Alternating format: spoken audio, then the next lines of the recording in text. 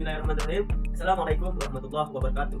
Perkenalkan, nama saya Joni. Saya adalah mahasiswa Universitas Primagera dengan kelas RC1 NIM 220012 dengan prodi manajemen untuk memenuhi persyaratan ulangan akhir semester dengan mata kuliah kewirausahaan dan inovasi bisnis dengan dosen pengampu Bapak Muhammad Teguh Setiadi, SE, MM, CTMP, CMC, CPGM, CPLM, CIB. Baiklah, saya akan menjelaskan materi selanjutnya. Yang pertama, memahami kewirausahaan.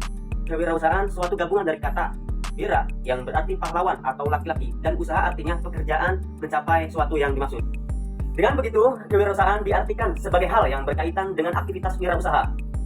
Begitu pula wirausaha dapat diartikan sebagai suatu aktivitas dalam mengelola proses bisnis dari produk baru, baik segi proses produksi, pemasaran, hingga pendanaan.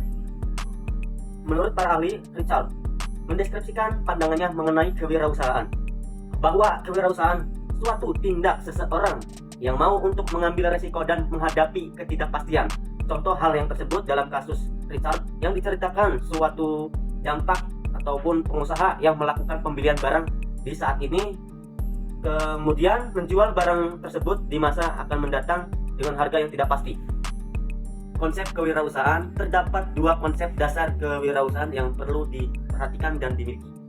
Yang pertama, peluang usaha. Peluang usaha merupakan suatu kesempatan yang dimiliki oleh semua orang yang memiliki jiwa kreativitas dalam dirinya untuk memulai berbisnis ataupun berusaha. Yang kedua, kemampuan merespon peluang. Dalam melakukan kegiatan wirausaha membutuhkan kemampuan untuk memberi ataupun merespon peluang usaha yang ada tersebut. Dapat berharga tindakan-tindakan yang menghasilkan bisnis baru yang produktif dan inovatif serta menjawab peluang usaha yang ada. Ada tujuan, sasaran, dan asas kewirausahaan.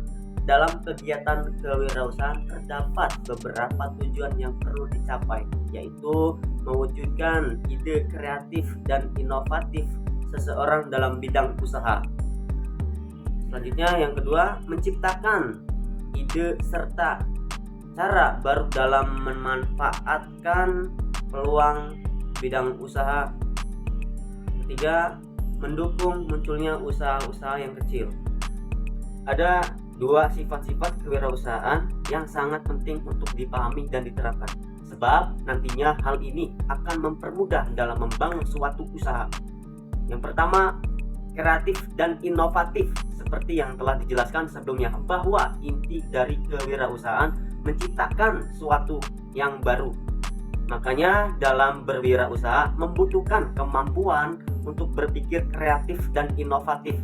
Ditambah lagi, seiring berkembangnya zaman dibutuhkan dan keinginan konsumen yang turut berubah. Dua, komitmen tinggi. Supaya usaha dapat berjalan dengan lancar, maka perlu memiliki komitmen yang tinggi. Selain itu juga, komitmen juga dibutuhkan agar usaha tersebut dapat terus berkembang sehingga bisa bersaing di pasar global. Jenis kewirausahaan pertama, bisnis startup. Bisnis startup merupakan sebuah perusahaan yang bergerak di bidang teknologi maupun digital.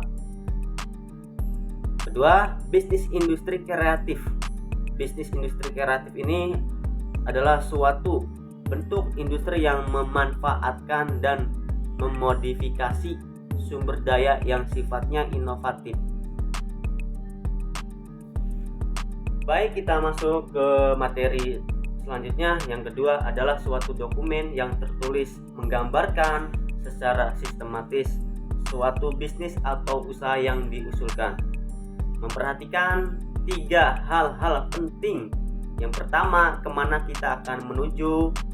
Yang kedua, di mana posisi kita sekarang. Ketiga, bagaimana kita akan mencapai suatu tujuan tersebut. Dari posisi yang saat ini mendasar dalam rencana usaha. Yang pertama, awali dengan ide bisnis. Yang kedua, ide bisnis sebagai jawaban. Yang ketiga, Anda adalah orang yang tepat. Yang keempat, cara menghasilkan keuntungan. Yang kelima, siapa pembeli produk Anda. Yang keenam, dana untuk memulai bisnis. Kegunaan rencana usaha. Pertama, mendukung suatu aplikasi pinjaman kepada bank, pemilik dana, dan lain-lain. Kedua, mendefinisikan kesepakatan antara mitra usaha.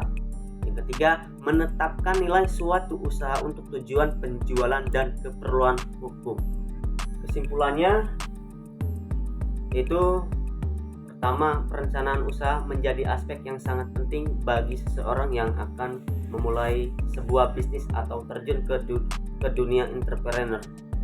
Kedua, perencanaan usaha yang tepat dibutuhkan untuk meminimalisir resiko kerugian yang kemungkinan akan terjadi saat menjalankan sebuah bisnis ke depannya.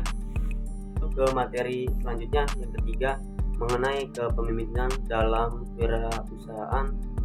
Memimpin perusahaan berkembang dan merencanakan dalam kewirausahaan. Kepemimpinan merupakan kemampuan yang tidak hanya sekedar mempengaruhi orang lain, bawahan, atau kelompok, tetapi juga kemampuan mengarahkan tingkah laku bawahan atau kelompok memiliki kemampuan yang ahli ataupun khusus dalam bidang yang diinginkan oleh suatu kelompoknya untuk mencapai tujuan organisasi ataupun kelompok. Kewirausahaan dikatakan sebagai sesuatu proses menjalankan suatu kreatif, suatu yang berbeda, inovatif, dan berani mengambil resiko. Seorang wirausahawan yang kreatif berhubungan dengan kemampuan ataupun keuletan untuk mengembangkan ide-ide baru. Leadership dalam wirausaha bisa dimaknai sebagai kemampuan seseorang dalam memimpin orang lain. Bukan hanya memimpin, tetapi juga harus bisa memahami. Karena bisa memahami orang-orang tersebut, maka kita mengerti dan bisa untuk memimpinnya. Baiklah, masuk ke materi yang keempat, pengertian komunikasi dalam kewirausahaan yang memiliki kompetensi. Wirausaha secara individu dikenali bukan dalam isolasi, melainkan dalam berkomunikasi dan interaksi dan pihak lain dan di luar dirinya sendiri. Apa sebabnya?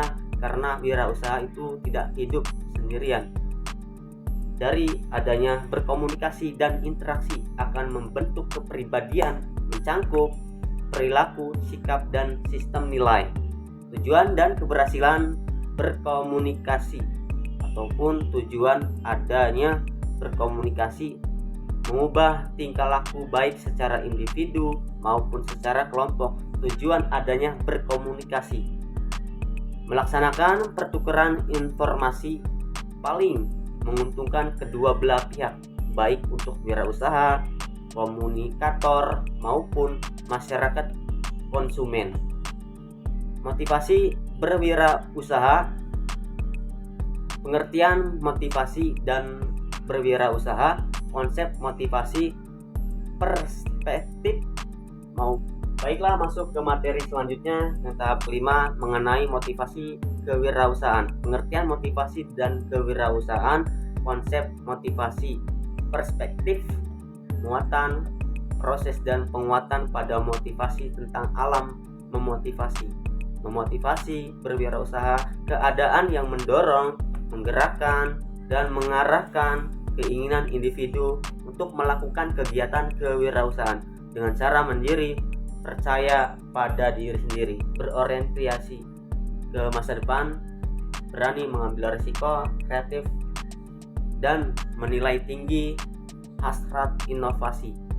Motivasi adalah suatu set atau kemampuan perilaku yang memberikan landasan untuk tindak dalam suatu cara yang diarahkan kepada tujuan spesifik tertentu.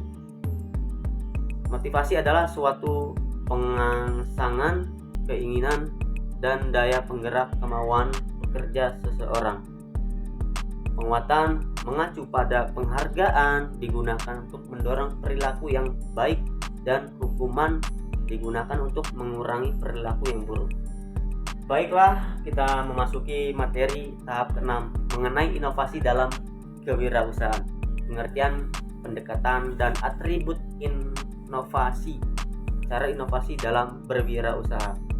Inovasi dalam merupakan salah satu proses mengubah peluang menjadi gagasan dan ide-ide yang dapat dijual. Tujuan inovasi dalam wirausaha. Pertama, membuat desain dan model yang menarik selera konsumen. Kedua, menghasilkan barang yang kualitas bagus.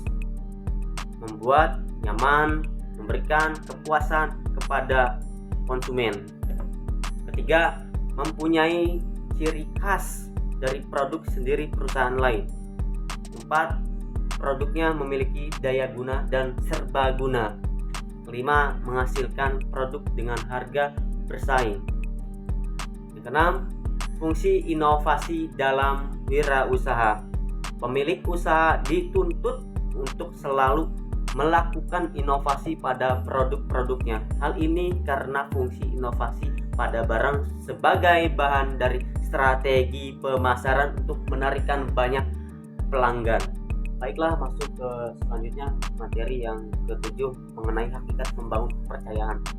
Mengakui kan kejujuran dan kemampuan seseorang yang benar-benar dapat memenuhi harapan. Dengan demikian, kepercayaan suatu keyakinan pada seseorang untuk menduduki jabatan tertentu.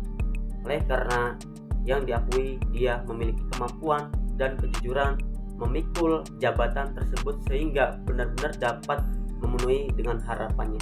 Kita masuk ke tahap materi selanjutnya yang ke-8 mengenai memahami konsep dasar hukum bisnis dan penerapannya. Hukum bisnis adalah suatu perangkat kaidah hukum termasuk enforcement yang mengatur tentang tata cara pelaksanaan urusan atau kegiatan dagang, industri, atau keuangan yang dihubungkan dengan produksi atau pertukaran barang atau jasa. Dengan menetapkan uang dari para entrepreneur dalam resiko tertentu dengan usaha. Oke, masuk ke materi selanjutnya yang ke-9 mengenai konsep dasar digital marketing. Konsep digital marketing sendiri adalah sebuah cara mengembangkan bisnis melalui media digital. Pada dasarnya kita memanfaatkan segala media yang ada di internet untuk melakukan pemasaran secara online. Kamu bisa mempelajari digital marketing secara perlahan-lahan. Dalam perkembangannya, sebuah bisnis selalu mengaitkan sosial media sebagai salah satu alat yang sangat efektif untuk berpromosi. Bayangkan saja jika bisnis yang kita jalankan tanpa adanya dukungan dari media sosial, pastinya marketing atau pemasaran tidak dapat berjalan dengan efektif dan sempurna. Baik, masuk ke materi yang selanjutnya, tahap 10 mengenai pengendalian, definisi asas-asas dan jenis-jenis pengendalian. Pengendalian proses dan cara pengendalian sifatnya dan waktu pengendalian alat-alat pengendalian. Pengendalian manajemen sebagai proses untuk memastikan bahwa sumber daya yang diperoleh digunakan secara efisien dan efektif untuk mencapai tujuan organisasi. Materi yang ke-11 A. Memahami konsep dasar strategi bisnis.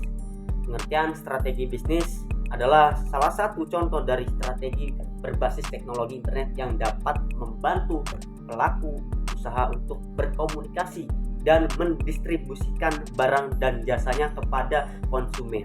Bisnis sendiri bisa didefinisikan sebagai pengguna teknologi internet untuk meningkatkan performa dari proses bisnis.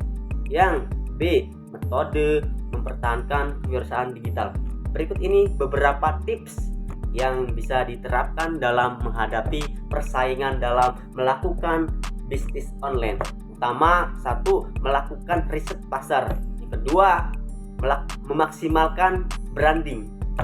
Yang ketiga, inovasi. Yang keempat, memberikan potongan harga hadiah spesial. Yang kelima, melakukan kolaborasi. Yang keenam, memberikan layanan pelanggan yang terbaik. Ketujuh, memanfaatkan digital marketing.